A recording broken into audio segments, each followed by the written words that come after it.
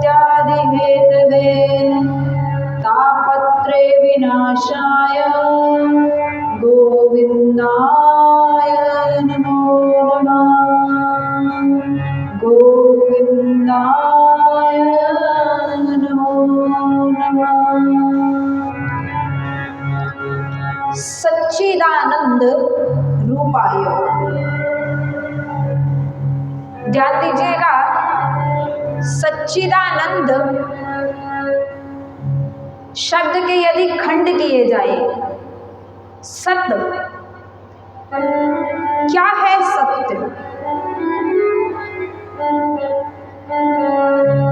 जिसका कभी नाश ना हो, जिसको कभी कोई मेट ना सके, जो गलत साबित ना कर सके, वही सत्य है। देखिए, हम और आप पहले भी नहीं थे। आज से 100 वर्ष पूर्व क्या हम सभी थे? बोलिए, आज से 100 वर्ष पूर्व क्या हम सभी थे यहाँ? और क्या आने वाले 100 वर्षों के बाद हम यहाँ रहेंगे? हमारी कोई गारंटी नहीं है। एक मिनट का भी, एक पल का भी भरोसा नहीं है कि हम कथा से उठने के बाद भी यहाँ इस शरीर में रहेंगे या नहीं रहेंगे। सत्य वो है जो तीनों कालों में रहे। त्रिकाला बाध्यतम इति सत्यतम। जिसको काल ना बांध सके वो सत्य है। ना हम पहले थे और ना हम आगे रहेंगे। केवल थोड़े से समय के लिए ही हम यहाँ उपस्थित हैं, तो इसका अभिप्राय ये हो गया कि हम सत्य हैं ही नहीं। सत्य क्या है? ईश्वर सत्य है। सत्यम शिवम सुंदरम। सुना होगा आप सभी ने। सत्य ही शिव है, सत्य ही सुंदर है। परमात्मा पहले भी थे, भगवान अब भी हैं और भगवान आने वाले वर्षों में भी रहेंगे। सत्य क्या हुआ? भगवान सत्य हुए, परमात्मा सत्य हुआ और उनका नाम सत्य है। हमें और आपको काल ने बांध रखा है। भूत, भविष्य और वर्तमान ने हम सभी जीवों को बांध रखा है। वर्तमान का भय सताता है हमें, भविष्य की चिंता होती है, वर्तमान में जो बीत गया उसका पछतावा रहता है या नहीं? बोलिए ना। जो वर्तमान में हमने खो दिया या प्राप्त कर लिया उसका पछतावा करते रहते हैं। जो अब चल रहा है वर्तमान, उस स्थिति में भी हम भयभीत रहते हैं, पूर्ण रूप से संतुष्ट नहीं रहते और भविष्य की चिंता करते रहते हैं। मेरा क्या होगा? मेरे अपनों का क्या होगा? ऐसा हो गया तो फिर कैसा होगा? लेकिन भगवान शंकर पार्वती अम्बा से कहते हैं, पार्वती मैं तुम्हें एक अपना अनुभव कहता हूँ। गोस्वामी जी अपने शब्दों में कह रहे हैं,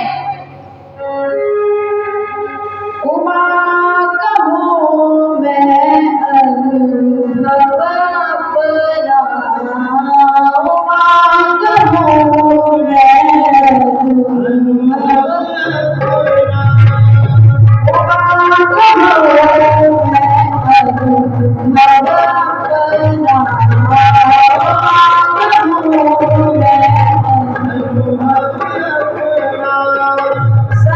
हरि भजन जगत सब सपना, सत्य हरि भजन जगत सब सपना, उमा कहो मैं अनुभव अपना, उमा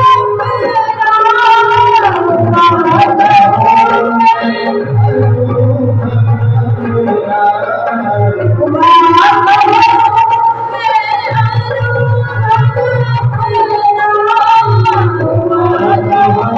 मैं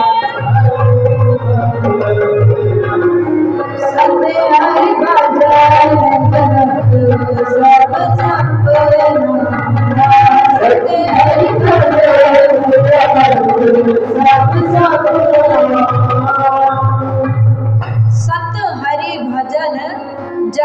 सब सपना।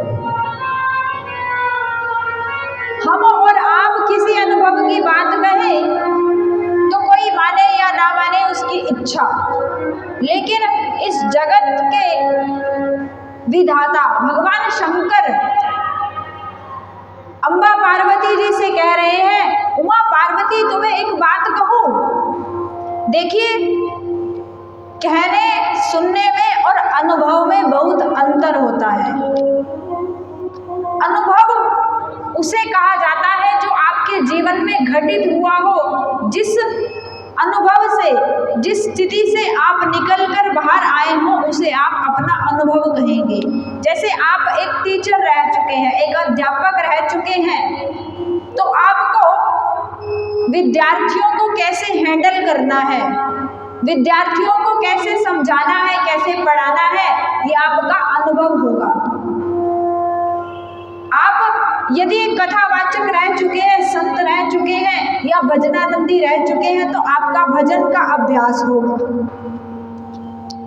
अब किसी बालक से कहो, जिसकी युवावस्था है, उसे कहो बेटा बैठकर 4 घंटे बैठकर जाप करो, कहेगा मेरा अनुभव ही नहीं है, क्योंकि मैंने कभी किया ही नहीं जाप, तो मैं किस प्रकार कर सकूंगा। तो भगवान शंकर कह रहे हैं, पार्वती ये मैं किसी की देखी और सुनी हुई बात नहीं कह रहा, ये मैंने खुद अनुभव किया है। क्या अनुभव किया है? उमा कहूँ मैं अनुभव अपना, सत हरि भजन जगत सब सपना। सत्य भगवान का नाम है पार्वती, इसीलिए भगवान का नाम उच्चारण करो। जितना समय मिले या ना मिले, फिर भी समय निकाल कर कथा सुनो, संकीर्तन करो, नाम जप करो। सत्य चित्त, चेतना को ही चित्त कहते हैं। राधे राधे। आप लोगों की आवाज नहीं आ रही। आज भोजन प्रसादी तो सबने पाई होगी ना, व्रती तो नहीं है आप लोग, तो फिर प्रेम से जयकारा लगाइए, राधे राधे। चित्त, चेतना को ही चित्त कहते हैं, चेतना को चित्त कहते हैं। क्या है ये चेतन तत्व? जो हम चल फिर रहे हैं, देख रहे हैं, सूंघ रहे हैं, खा रहे हैं, बोल रहे हैं, ये चेतना का ही प्रभाव है। आपने गौर किया हो, जब हमारे यहाँ किसी की मृत्यु हो जाती है, उसका पार्थिव शरीर तो हमारे समक्ष रहता है, हमारे सामने पड़ा रहता है, लेकिन हम उसके आगे लिख देते हैं स्वर्गवासी। आपके यहाँ ऐसा होता है या नहीं? नहीं होता, ऐसा ही होता है सबके यहाँ। हम लिख देते हैं उस व्यक्ति के आगे फलाना फलाना स्वर्गवासी। आपने विचार किया कि उसका पार्थिव शरीर वैसा ही रखा है, नेत्र वैसे हैं, नासिका वैसे ही है, हाथ भी वैसे है, लेकिन फिर उसके आगे स्वर्गवासी क्यों लिख दिया गया? क्योंकि मेरी माताओं बहनों भाइयों, उसके भीतर जो चेतन तत्व था, जिसके कारण वो चल फिर रहा था, जिसकी वजह से वो बोल रहा था, जिसकी वजह से वो खा रहा था, जिसके कारण वो देख रहा था, वो चेतन तत्व गायब हो गया। वो चेतन तत्व उस निराकार ज्योति में जाकर समा गया। इसीलिए हम उसके नाम के आगे लिख देते हैं स्वर्गवासी। ये चेतन का ही प्रभाव है। इस चेतन तत्व के कारण ही हम आपस में एक दूसरे को देख रहे हैं, बोल रहे हैं, चल फिर रहे हैं। पेड़ों को जड़ की संज्ञा दी जाती है और व्यक्ति को चेतन कहा जाता है, क्योंकि हम सबके भीतर परमात्मा की ज्योति है, परमात्मा का स्वरूप ही है हम। ईश्वर अंश जीव अविनाशी, चेतन अमल सहज सुख राशि। ईश्वर के अंश होने के कारण ही हमें चेतन कहा गया है।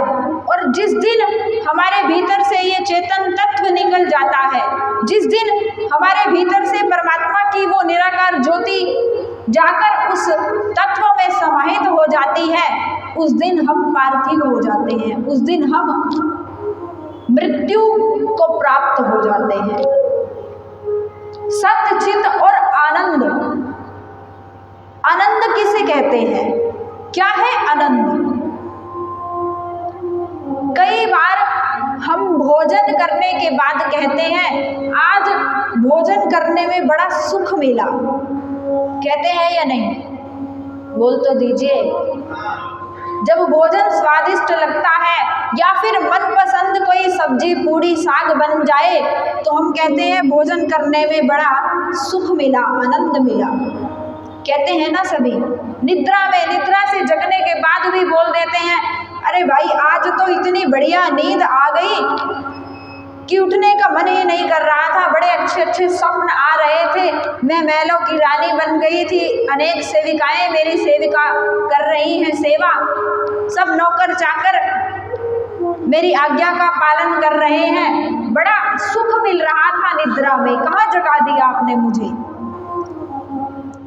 तो वो सुख जो है वो आनंद का एक बिंदु है, बिंदु जिसे हम और आप पाकर उस सुख की कल्पना कर ही नहीं सकते। श्री रामचरितमानस का यह प्रसंग है जब गुरुदेव राम लक्ष्मण भरत शत्रुघ्न का नामकरण करने के लिए राजा दशरथ जी के घर में पहुंचे। जैसे ही उन्होंने बालक राम के मुखारविंद का दर्शन किया, बालक राम को देखा, राम का सुंदर चेहरा देखा, तो गुरुदेव जो नामकरण करने आए थे वो अपनी सुध बुध खो बैठे और उन्होंने अपनी सुध बुध खो देने के कारण ही भगवान राम को नाम इसीलिए राम रखा क्योंकि वो इतना आनंद में खो गए, इतना प्रेम में मगन हो गए। और गोस्वामी तुलसीदास जी ने लिख दिया जो आनंद सिंधु कर राशि, जो आनंद सिंधु करते त्रैलोक सुवासी, करते त्रैलोक जो आनंद सिंधु सुख राशि, जो आनंद सिंधु सुख राशि, करते त्रैलोक सुवासी, करते जो आनंद सिंधु कर राशि, करते त्रैलोक सुपासी, सो सुख धाम राम असनामा, अखिल लोक दायक विश्रामा। गोस्वामी जी ने लिख दिया जिसको देखते ही, जिसके मुखारविंद के दर्शन करते ही मुझे ऐसा आनंद मिला कि मैं अपनी सुध बुध खो बैठा, इसीलिए उस आनंद और सिंधु की राशि का नाम राम होगा, राम होगा, राम होगा। बालक का नाम रख दिया राम। जो आनंद सिंधु सुख राशि, करते त्रैलोक सुपासी, सो सुख धाम राम असनामा, अखिल लोक दायक विश्राम। जो इस तीनों लोगों को विश्राम देने वाले हैं, शांति देने वाले हैं, सुख देने वाले हैं, ऐसे बालक का नाम होगा राम। ऐसे पतित पावन